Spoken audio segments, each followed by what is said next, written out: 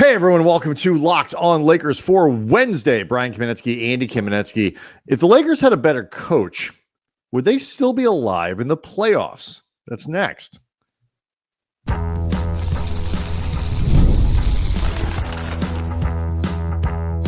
You are Locked On Lakers, your daily Los Angeles Lakers podcast, part of the Locked On Podcast Network, your team every day.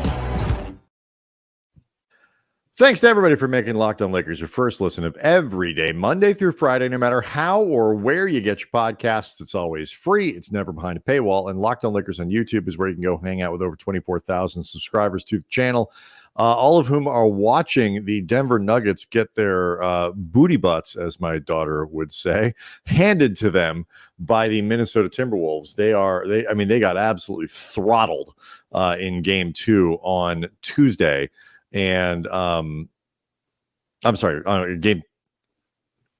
on Monday. And it really got people thinking, Andy, as to whether or not the Lakers would be the team maybe getting throttled by Minnesota or giving them a much harder run were they if they had a better coach than Darvin Ham in that first round, because those games were close. 2 of them literally came down to the buzzer and all of that stuff. So I want to ask that question and get into that. We'll talk about Anthony Davis. We'll talk about Christian Wood. So a little bit of news around the Lakers as we take a pause today on the coaching conversation, at least in terms of what comes next. Do want to let people know that today's episode is brought to you by FanDuel. Make every moment more. And right now, new customers get $150 in bonus bets with any winning $5 bet. That's $150 with any winning $5 bet. Visit FanDuel.com/locked-on to get started. So while the Timberwolves were pasting the Nuggets on Monday, I forget off the top of my head who of our mutual followers tweeted out this photo of Mike Malone doing the truest frown face I've ever seen. He honestly, as I tweeted out at Cam Brothers, he looks like a very unhappy, rapidly aging 6-year-old, but he also just he truly looks like the frowning emoji there. Like it is the most true frowny face I've ever seen Mike Malone is displaying now. If he turned that frown upside down, it like legitimately would be like a just gigantic smile. Like it'd be like the happiest man in the world. It's like the McDonald's golden arch. It really is. It really is. Of course, you would have been frowning too during that game if you were the head coach of the Denver Nuggets, because they got absolutely just annihilated. I mean, the game, they lost by 26. It probably wasn't that close. And it was never a contest. And so during the game on Monday, I made the joke that the Lakers wore him down. The Lakers, the reason the Nuggets are losing and the Timberwolves are so dominant is because the Lakers really wore out Denver. And there's some tongue-in-cheekness there, to say the very least. But it did get a lot of people talking. And independent of that tweet, there were a lot of people still thinking about whether or not, based on Denver's performance in the series, not whether or not the Lakers would be better than Minnesota with different coaching, but whether or not the Lakers would have escaped the Denver series, which they lost 4-1, but all 4 of the losses were relatively competitive, and 3 of the 4 were very competitive. The Lakers lost by a combined 22 points over that series. And then if you count the game that the Lakers won by double digits, you're talking about an overall point differential over 4 games from Denver. That's like 10 points or something like that. So 5 games. Yeah. It's tight. Yeah, over the four wins that they had, but 5 games, yes. And it is, I think, premature to say that Darvin is the reason that the Lakers did not win this series, if for no other reason than Denver has beaten the Lakers so many times in a row. I think to definitively say they would have beaten Denver with a different coach, I think gives the Nuggets roster and like frowny Michael Malone too little credit for just what we've seen so far over the last couple of years. But I don't think it is a stretch at all to say that better coaching could have given you 6 or 7 games, even if the Lakers lose. That, I think, is not a stretch in the slightest, because we spent a lot of time over the course of this series talking about the things that we thought Darvin was not doing well, some of them pretty inexplicable. Here's first, let me explain why I think this matters. Because I mean, it's not just important for let's pile on Darvin and feel better about ourselves. Although I am not going to discount that there are a lot of Lakers fans that will be perfectly happy to stop right there because piling on Darvin makes them feel better. And so if that's you, that is fine. You can sort of zone out for the next few minutes if you'd like. Why this is important is because the Lakers have a lot of really important decisions to make this summer. They are in a position I think we're going to get to, we'll try to get to today, but if we don't get it to today, it will come up a lot over the course of the summer, where the Lakers have to figure out how do they maximize the window that they have. And, you know, I think we can all agree their window doesn't look like Minnesota's. It doesn't look like Oklahoma City's. It doesn't look like Denver's. But it's a window. It's there. They were in the conference finals last year, and they still have Anthony Davis and LeBron James, who are very productive. They won 47 games in a really competitive West. In a really competitive conference with a stretch where I believe they lost 13 of 16. Like that, it's, you know, that's hard to recover from. So part of answering this question about what the window looks like is trying to figure out if we can maximize the different components of our organization. Where does that leave us? And one of those is coaching. So if you make different moves with your roster, you might not need to take such a huge swing with something that has a massive variance. I mean, it's a little risky. If it works, great. Russell Westbrook trade. If you think your coaching can elevate you in ways that you're a very risky roster move might also, but comes with that risk. So this is why this question matters. It's not just about piling on Darvin. And I have two answers to this question, but I'm curious what you think about now seeing Denver with a diminished Jamal Murray. No question. That calf is not healthy, and you can tell. Lakers wore him down. Right. It did. And the Lakers couldn't calf hold up one effing game more. Like, how come that? First of all, we told them, sit him down and let him heal. They did not listen. We did. Now look what happened. And all the Denver fans were like, "Oh, you guys are just trying to get him to sit down so you lose." Like, no, we were looking out for you and the health of Jamal Murray. Well, we were also trying to get him to sit down. Right. But we were right. They have a long series and a long playoffs, and yet. So next time they may not have a long series anymore. Actually, at this point, Jamal Murray's hurt. I truly never root for injuries. I'm just saying it does feel like a true kick in the crotch that the calf managed to stay strong enough for Jamal Murray to have a phenomenal game 5, right down, like the best of all of his games, right down to the second game winner. Then it completely gives out.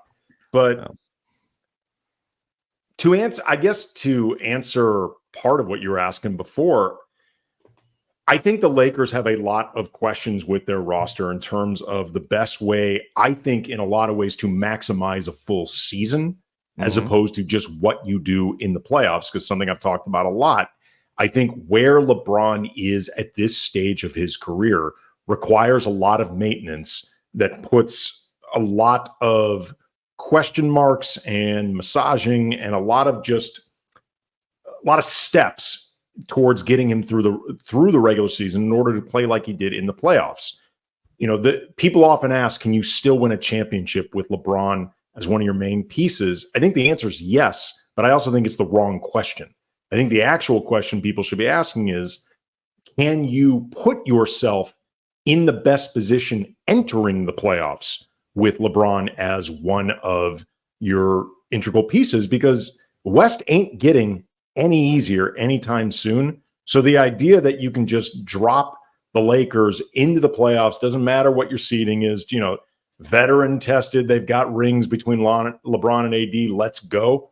No, that ain't how this is going to work anymore, particularly now that the lower half of the bracket features a play-in, which could eliminate you from getting into the playoffs in the first place. So I think that is a separate question from just how much Darvin's coaching mattered in the playoffs and something the Lakers have to contend with. But that being said, once you are in the playoffs, everything matters, including your coaching.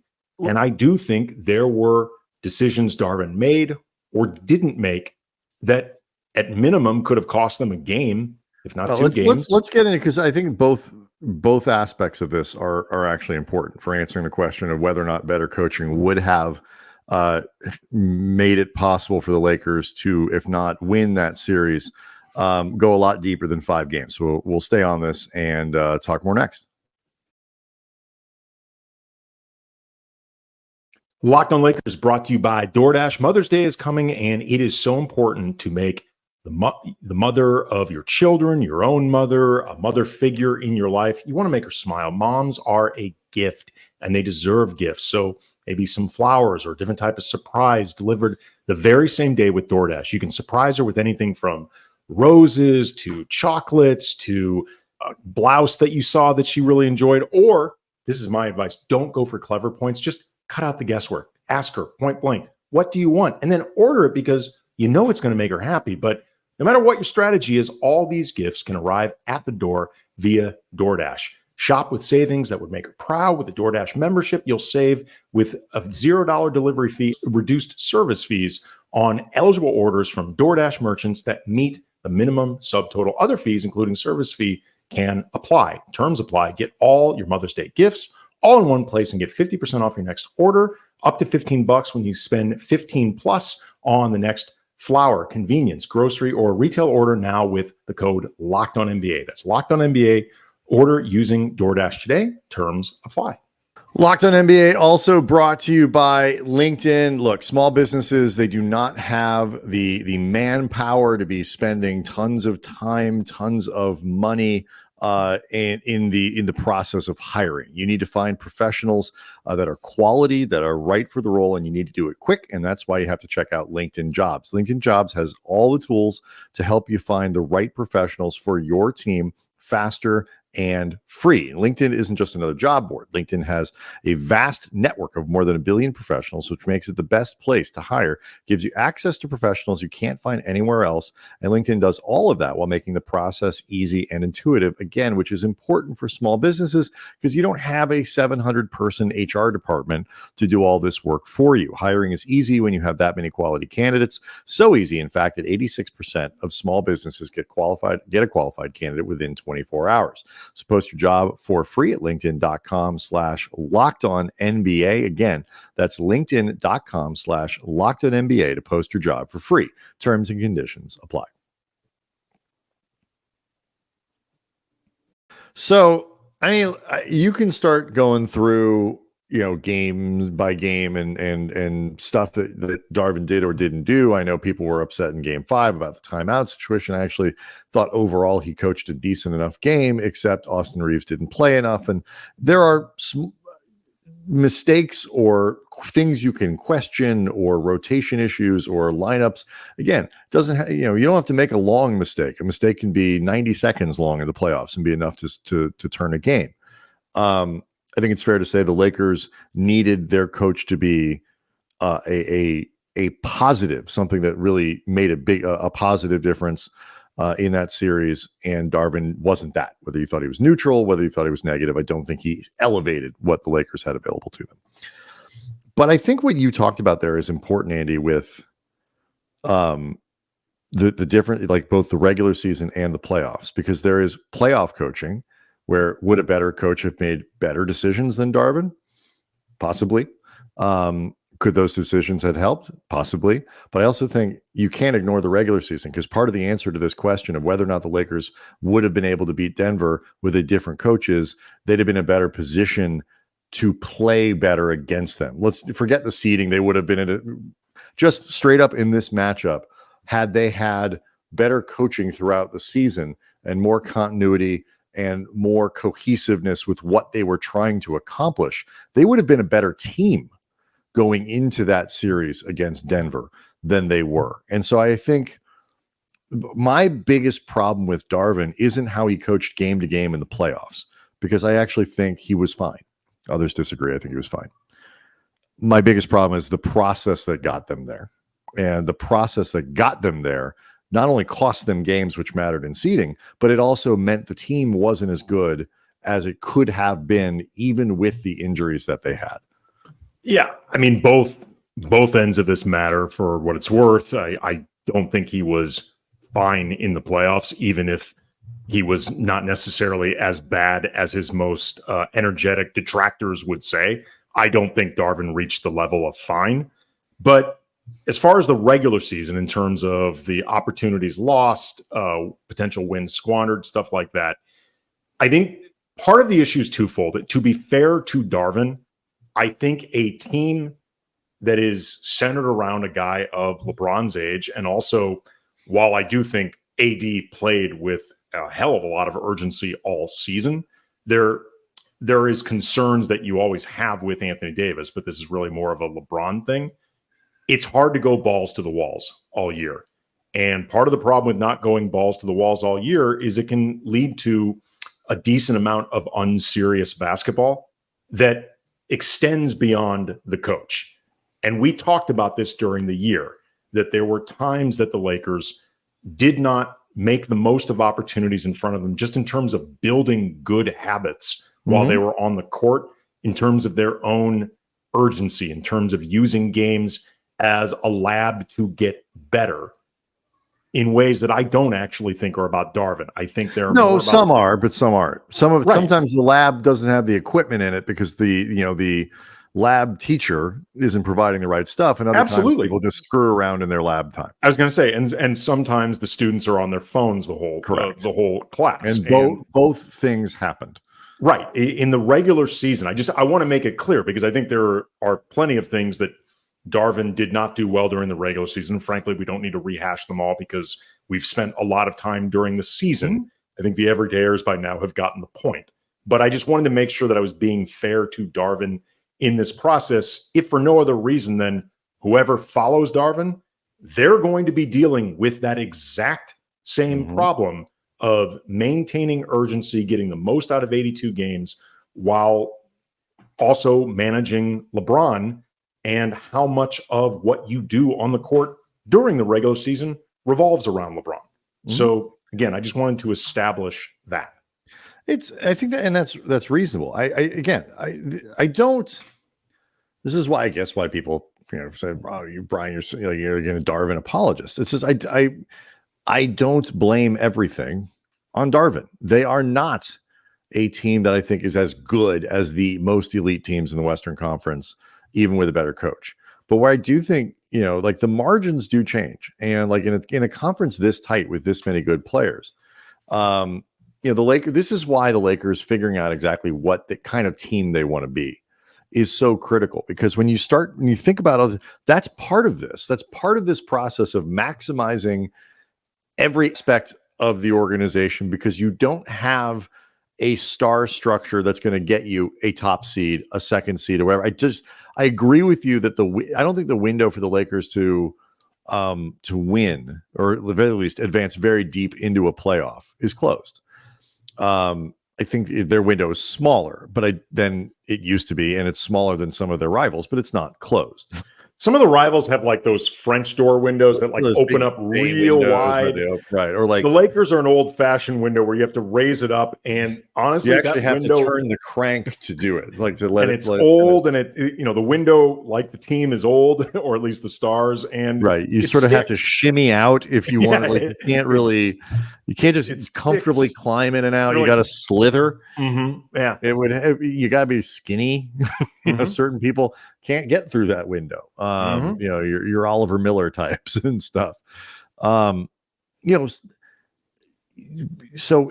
part of maximizing it, part of maximizing your next coach to make sure you get the advantage that you can from that coach, is making sure that everyone, players, management, coach, conceives of the product the same way, conceives of the style the same way, conceives of the end goals the same way. I don't mean end goals in terms of like we're going to win a title and that. No, I mean like how are we going to play tonight against Minnesota? How are we going to play tonight against Charlotte? And like what is our identity as a group, and how are we going to build toward that? And so this is and that's stuff that they did not do well this year.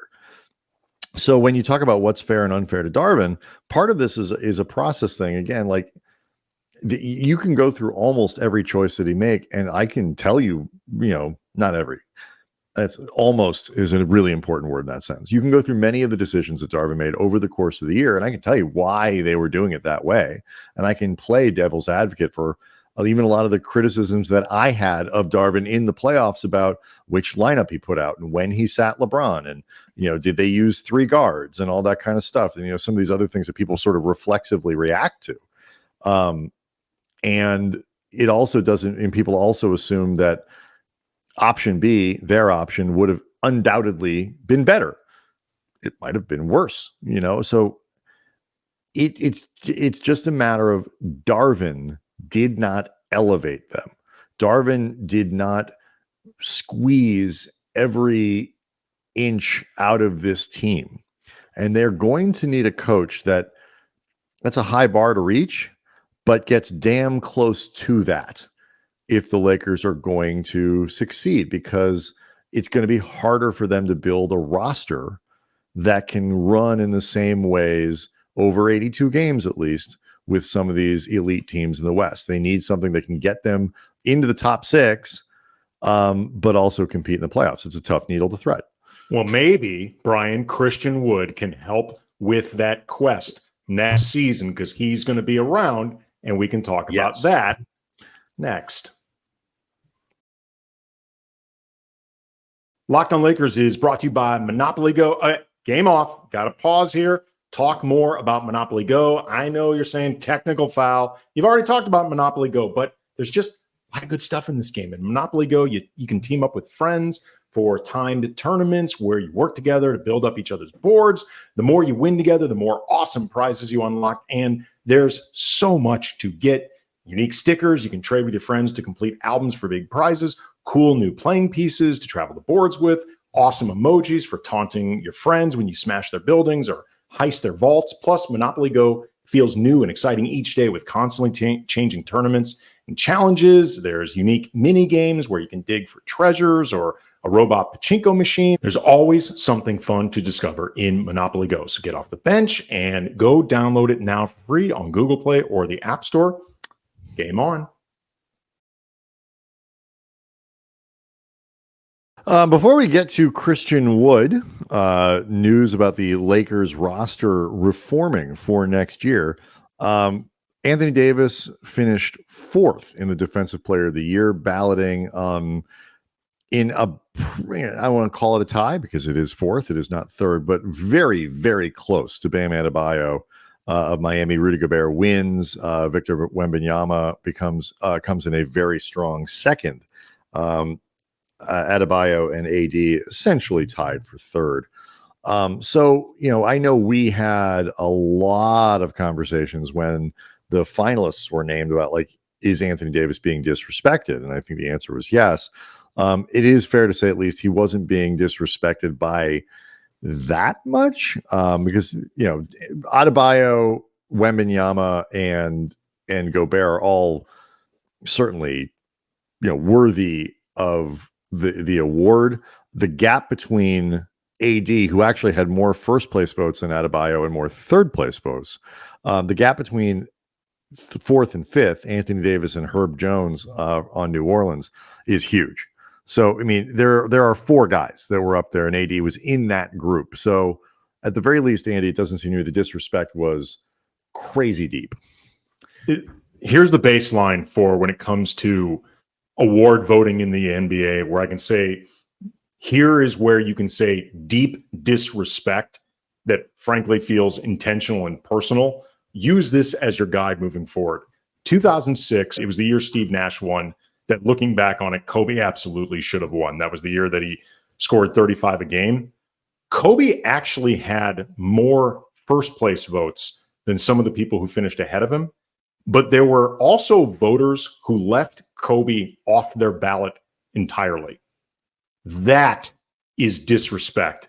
And frankly, something that should have gotten your vote taken away from you, because it would be pretty difficult. If you want to say Steve Nash should have won, or that year Dwayne Wade or Dirk or whoever ahead of Kobe, okay, fine.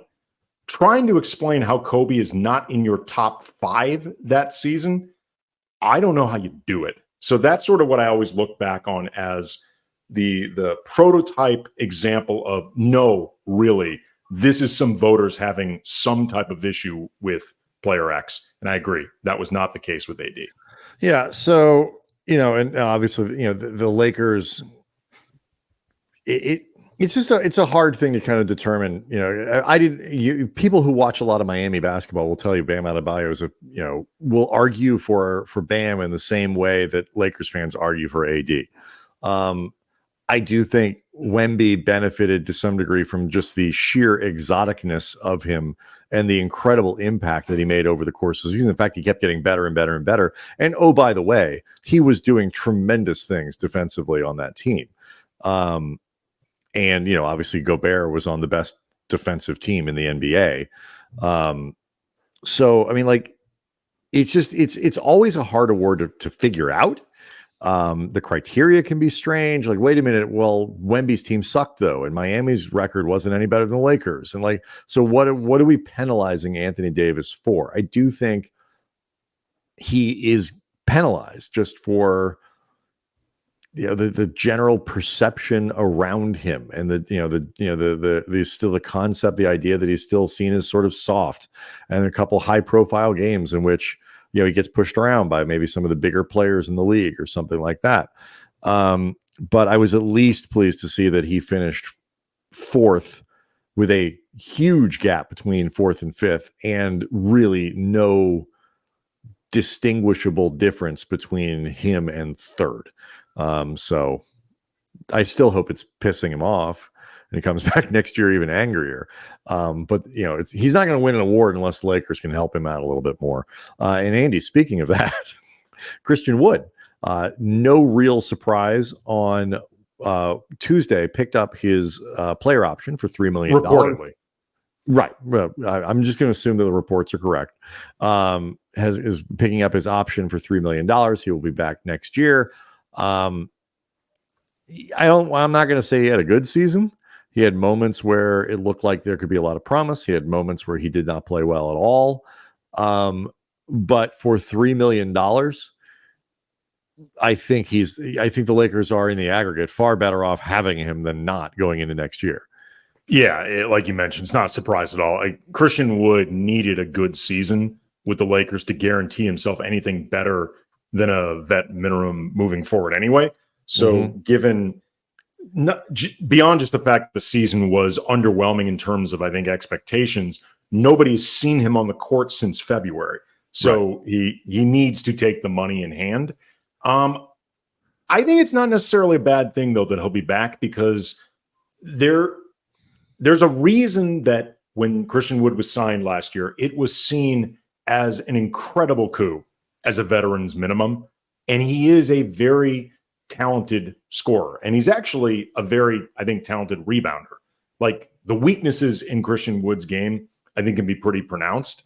But the things that he does do well, he can often do very well. And I think, if nothing else, his rebounding was missed a lot on this team.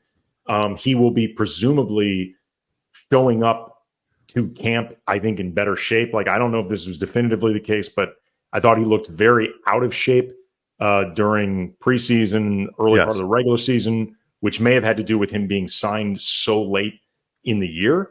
But there was also, too, data that showed Christian Wood, when he was on the floor, and it often helped the Lakers go bigger when they were generally better, that he was very useful. Like, LeBron, AD, Christian Wood, 108 minutes on the season, net rating of 25. LeBron, Vando, and Christian Wood, 111 minutes, net rating of 12.1. LeBron, Reeves, and Christian Wood, 226. We have 4 net rating. There's a couple that aren't as good. Vando, Rui, Wood, a little bit underwater. What we did learn is, should Jackson Hayes return, Christian Wood and Jackson Hayes should never be on the court together. That was a disaster.